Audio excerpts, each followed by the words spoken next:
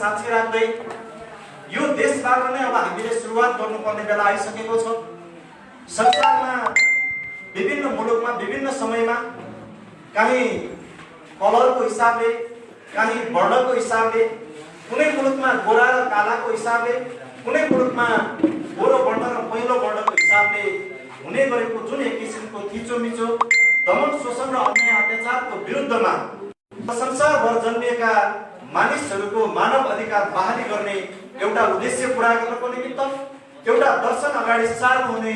यो पुरुष महामानव डाक्टर गोपाल गुरुङज्यूको दर्शन र सिद्धान्तलाई अगाडि सार्दै जाने क्रममा उहाँको जीवन समर्पणले स्थापित भएको मङ्गोलवाद दर्शनको विरासत जोगाउनको निमित्त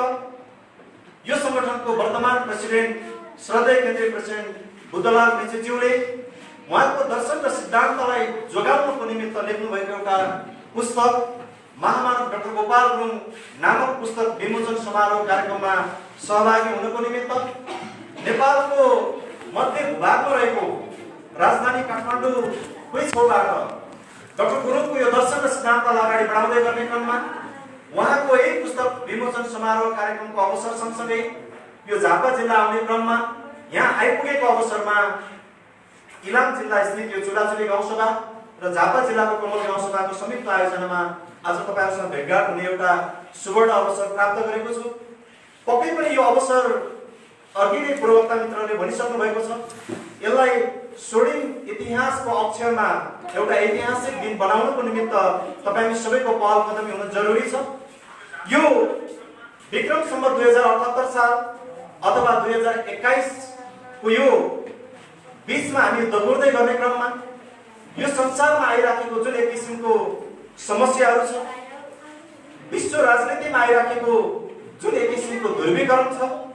यो बीचको कालखण्डमा नेपालको राजनीतिमा पनि त्यही किसिमको एउटा खालको भागभण्डाको राजनीति हिजो जुन हिसाबले चुलिएको थियो आज त्यही हिसाबले चुलिँदै गइराखेको छ। यो विषम परिस्थितिको बीचमा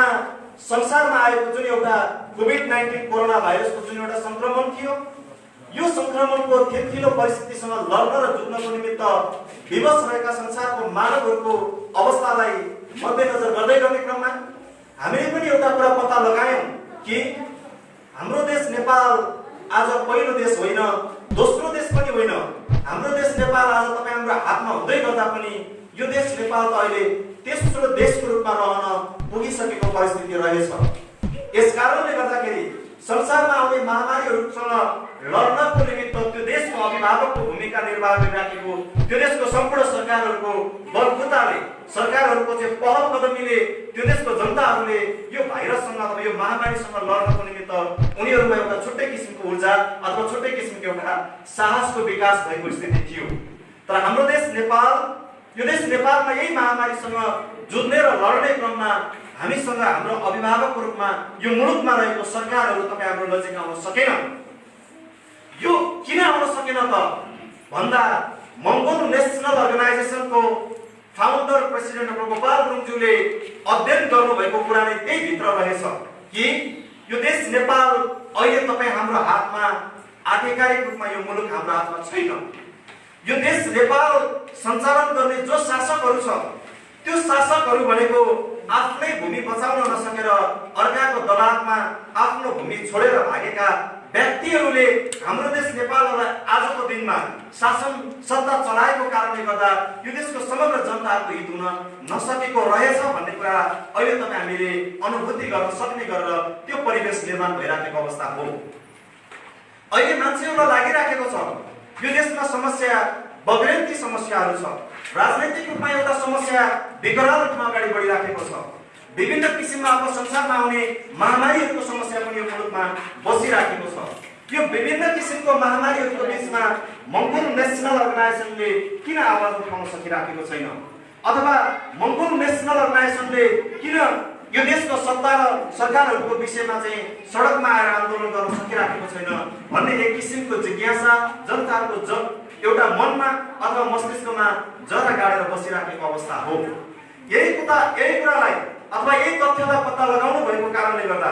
यो संगठनको फाउन्डर प्रेसिडेन्ट डाक्टर गोपाल गुरुङज्यूले पत्ता लगाइदिनु भयो यो मुलुक कहिलेबाट हाम्रो हातबाट छिनिएर गयो अथवा यो देश नेपाल हाम्रो हातबाट कसले छिन्यो। यो छिन्ने क्रममा यिनीहरूले आधिकारिक रूपमा यो मुलुकलाई उनीहरूको हातमा कसरी पुर्याए भन्ने कुरा यो संगठनको संस्थापक प्रेसिडेन्ट डाक्टर गोपाल गुरुङज्यूको अध्ययनबाट निस्किएको जुन एउटा निचोड छ, निस्किएको जुन एउटा तथ्य छ, त्यो तथ्य अनुसार उहाँले बताइदिनु भएको छ कि अघि नै पूर्वका मित्रले बताउनु भयो जस्तै यो देश नेपाल अहिले सञ्चालन गरिराख्ने जो व्यक्तिहरू छ, जो समूहहरू छ, जो समुदायहरू छ, यिनीहरूको पुर्खा सन् 1495 मा भारतबाट नेपाल प्रवेश गरिसके पछाडि त्यसको करिब करिब 64 वर्षको अन्तरालमा सन् 1559 मा हिन्दू आर्य बाहुन क्षेत्रीहरूको एउटा कुटिल षड्यन्त्रबाट द्रव्य शाहको एउटा नेतृत्वमा गोर्खा लिग्लिकोटको मङ्गोल भने राजाको टाउको ठुम्काएर यो मुलुक उनीहरूको हातमा पार्ने एउटा प्रपञ्चको सुरुवात भयो भन्ने कुरा अघि नै उद्घोष भइसकेको अवस्था हो। यो देश नेपाल द्रव्य शाहको हातबाट यो मुलुकलाई उनीहरूको विजयको सुरुवात गराउँदै यो देशको समग्र हामी आँखा चिम्सो नाक खेप्चो भएको मङ्गोलहरूको पराजय बेहोर्न बाध्य बनाउने जुन द्रव्य शाह थियो, त्यही द्रव्य शाहको 9 सन्तानको रूपमा जन्मेको नरभूपाल शाहको छोरा पृथ्वीनारायण शाहले यो मुलुकलाई एकलौटी आर्यहरूको मात्रै पन्जामा लाने एउटा अर्को एउटा षड्यन्त्रको चाहिँ बिग अथवा एउटा जालो फ्याँकेको इतिहास डाक्टर गोपाल गुरुङज्यूले हामीलाई सिकाएर अथवा बताएर जानुभएको स्थिति छ। हिजो द्रव्य शाहले नेपाललाई उसको हातमा लाँदै गर्दा अथवा नेपालको त्यति बेलाको गोर्खा लिग्लिकोट राज्यलाई द्रव्य शाहले आफ्नो कब्जामा लाँदै गर्दा हिजो हिन्दू आर्य बाहुन क्षेत्रीहरू आजभन्दा करिब करिब 3500 वर्ष पहिला वर्तमान भारतमा प्रवेश गर्ने बेलामा उनीहरूले बनाएको जुन एउटा षड्यन्त्रको जालो थियो, षड्यन्त्रको जालो अनुसार ककसियस माउन्टेनबाट अर्काको खेदाइमा परेर भाग्दै आउने क्रममा यदि हामी संसारमा आफ्नो उत्पत्ति भएको थलो छोडेर भागिसकेको एउटा समूह, एउटा समुदाय संसारमा चाहिँ हामी बाँच्न सक्छौँ भने अब एउटा दर्शन र सिद्धान्त, त्यो दर्शन र सिद्धान्त पनि राजनैतिक दर्शन र सिद्धान्त जन्माएर एउटा कुटिल षड्यन्त्रबाट हामीले आफ्नै एउटा राज्य र राष्ट्र निर्माण गर्न सक्यौँ भने मात्रै हामी संसारमा चाहिँ शिर उच्च पारेर बाँच्न सक्छौँ। होइन भने हामी संसारमा सदाको लागि एउटा अस्तित्वविहीन भएको मरितुल्य एउटा जीवन जिउनु पर्ने एउटा स्थिति हुन्छ भन्ने कुरा उनीहरूको मस्तिष्कमा त्यो कुरा आइसकेको कारणले गर्दा उनीहरूले जुन एउटा योजना बनाए त्यो योजना मुताबिक नै नेपालमा पृथ्वीनारायण शाहले हिजो द्रव्य शाहको 9 सन्तानको रूपमा जन्मेको नरभूपाल शाहको छोरा पृथ्वीनारायण शाहको पालामा आइपुग्दाखेरि द्रव्य शाहले गोर्खा लिग्लिकोट मात्रै आफ्नो राज्यको रूपमा विस्तार गरेको उसको करिब करिब 10औं पुस्ताको रूपमा जन्मेको पृथ्वीनारायण शाहले नेपाल एकीकरणको नाममा हिजो पूर्वको विभिन्न भूभागमा तपाईँ हाम्रो समुदायको अथवा तपाईँ हाम्रो नस्लको मान्छेले राज गरिराखेको राज्यहरू नेपालको मध्यमाञ्चलमा, पश्चिमाञ्चलमा, सुदूरपश्चिमाञ्चलमा गरिराखेको राज्यहरूलाई तहस नहस पार्दै नेपाल एकीकरणको नाममा हिन्दू साम्राज्यवाद लादै अन्तिममा गएर पृथ्वीनारायण शाहले एउटा नारा उद्घोष गरे कि असली हिन्दुस्तान भनेको अथवा हिन्दूहरूको असल स्थान भनेको यही देश नेपाल हो भनेर उसले एउटा नाराको सुरुवात गरेको अवस्था थियो। त्यही पृथ्वीनारायण शाहले हिजो उसको पुर्खा द्रव्य शाहले सुरुवात गरेको जुन एउटा हिन्दूहरूको राज्य बनाउने अभियान थियो, त्यो अभियानलाई पृथ्वीनारायण शाहले केही हदसम्म योगदान दिएर अगाडि बढाए। फेरि पृथ्वीनारायण शाहभन्दा पछाडि जन्मेको उसको अर्को पुस्ताको रूपमा जन्मेको राजा महेन्द्रको कालमा जो महेन्द्रलाई मङ्गोल नेसनल अर्गनाइजेसनको संस्थापक प्रेसिडेन्ट डाक्टर गोपाल गुरुङज्यूले 2018 सालमा भेटेर उहाँले एउटा युगान्तकारी सन्देश, एउटा युगान्तकारी सल्लाह दिनुभएको थियो कि उहाँले स्पष्टसँग भन्नुभएको थियो, महाराज तपाईँ त यो देशको जनताहरूको मन मुटु मस्तिष्क बुझेर, यो देशको जनताहरूको पीडा व्यथा वेदनाहरू बुझेर राजा भएको व्यक्ति होइन तपाईँ त तपाईँको आमाको गर्भबाट जन्मिने बेलामा नै राजकुमार भएर जन्मेको एउटा व्यक्ति हो। यसकारणले गर्दा महाराज तपाईँले यो देशको समस्या बुझ्नु भएको छैन, यो देशको जनताहरूको पीडा भनेको अर्कै छ, तपाईँले देख्नु भएको जस्तो समस्या होइन महाराज। यसकारणले मैले तपाईँलाई एउटा युगान्तकारी सल्लाह दिनेछु, जुन सल्लाह तपाईँले मानेर अगाडि बढ्नुभयो भने संसारमा तपाईँको नाम कहिले पनि मर्दैन, तपाईँ अजगरी भएर बाँच्न सक्नुहुन्छ महाराज। यसकारणले गर्दा म तपाईँलाई सल्लाह दिन्छु कि यो देश नेपाललाई लोकतन्त्र घोषणा गरिदिनुहोस्, यो देश नेपाललाई धर्मनिरपेक्ष राष्ट्र घोषणा गरिदिनुहोस्, यो देश नेपाललाई प्रान्तीय संहिता घोषणा गरिदिनुहोस्, लोकतन्त्रले यो मुलुकमा हरेक नागरिकहरूको आफ्नो बोल्न पाउने अथवा स्वतन्त्रपूर्वक हिँडडुल गर्न पाउने एउटा अधिकार प्राप्त भएर जनताहरूले आफ्नो कुरालाई राख्न सक्ने हुन्छन्। जनताहरूले आफ्नो पीडा के हो, व्यथा के हो, वेदना के हो भन्ने कुरा यो देशको अभिभावक भएर बसेको सरकार अथवा राजनीतिक दलहरूलाई राख्न सक्ने एउटा अधिकार प्राप्त हुन्छ महाराज। यसकारणले गर्दा तपाईले मुलुकलाई लोकतन्त्र घोषणा गरिदिनुहोस्, धर्मनिरपेक्ष घोषणा गरिदिनुहोस्। यो देशमा जति बेला पनि खालि हरे राम र हरे कृष्ण बज्ने हिन्दूहरूको मात्रै बोलबाला भयो महाराज। यसकारणले गर्दाखेरि धर्ममाथिको आस्था राख्न पाउने, सबै नागरिकहरूलाई आस्था राख्न पाउने एउटा चाहिँ अवस्था अथवा एउटा व्यवस्था भनेको धर्मनिरपेक्षको एउटा सैद्धान्तिक बाटोले मात्रै त्यो पुरा गर्न सक्छ महाराज। यसकारणले गर्दा तपाईले यो मुलुकलाई धर्मनिरपेक्ष घोषणा गरिदिनुहोस् र अन्ततोगत्तो अन्तिममा गएर मुलुकलाई तपाईले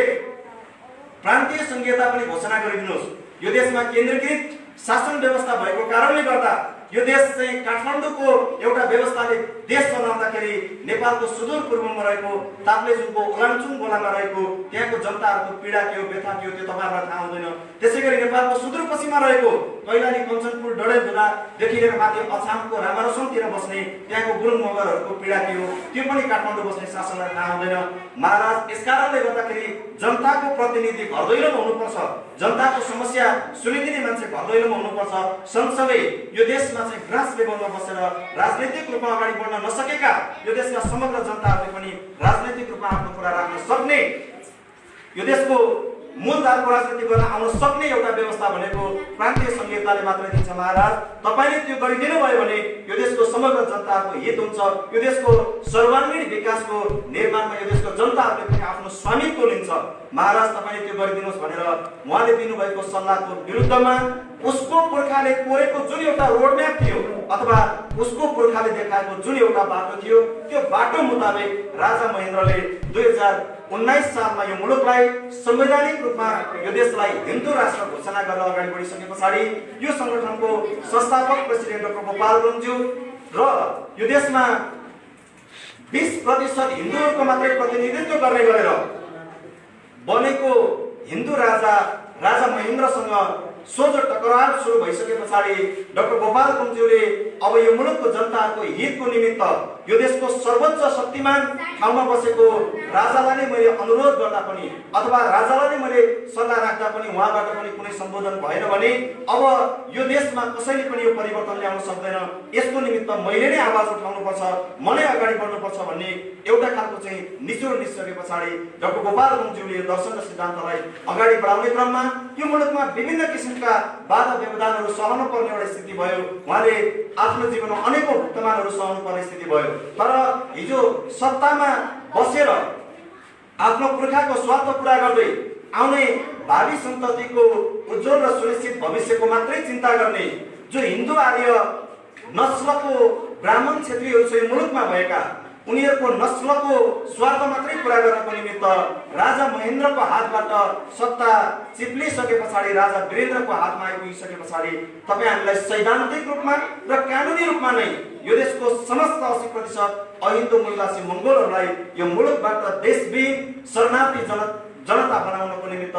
उसले चालेको जुन एउटा कदम थियो त्यो कदमको विरुद्धमा संगठनका फाउन्डर प्रेसिडेन्ट गोपाल गुरुङज्यूले जुन किसिमको लडाई छेड्नु पर्ने अवस्था आयो त्यो परिस्थितिको बीचमा रहेर आज हामीले समीक्षा गर्दै गर्दाखेरि यो देशको अहिलेको समस्या भनेको अरु कुनै पनि समस्या होइन। यो देशको असली समस्या भनेको डाक्टर गोपाल गुरुङज्यूले पत्ता लगाउनु भएको आर्य नस्लहरूले आफ्नो सुरक्षाको निमित्त मंगोल नस्लहरूलाई अन्त्य गर्नको निमित्त उसले अगाडि सारेको दर्शन नै यो देशको वास्तविक रूपमा चाहिँ यो देशको समस्याको रूपमा अगाडि बढिराखेको स्थिति हो।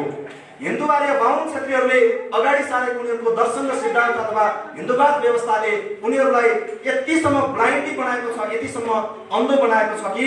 नेपालमा रहेको आर्य नस्लको बाहुन क्षेत्रीहरूले आर्य नै देख्यो भनेदेखि मान्छे देख्ने आँखा चिम्चो नाक थेप्चो मंगोलहरू देख्यो भने त्यसलाई मान्छे होइन त्यसलाई पशुको रूपमा देख्ने उनीहरूको जुन एउटा नजर छ, जुन एउटा संस्कार छ, यो संस्कारको कारणले गर्दाखेरि संसारको हरेक मानवले कहिले पनि मानव अधिकार पाउन सक्दैन। संसारको सबै मान्छेहरूले मानवीय अधिकार सहित संसारको हरेक मान्छेहरूले समानता, स्वतन्त्रता र भातृत्वको एउटा सिद्धान्तबाट बाँच्न सक्ने बन्नको निमित्त कुनै पनि एउटा मान्छे